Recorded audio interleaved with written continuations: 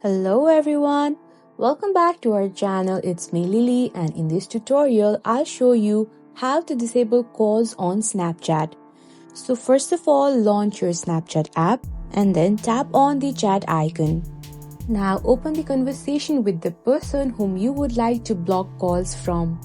Now tap on the person's profile in the top of the screen and then tap on the three dots in the top right corner of the screen.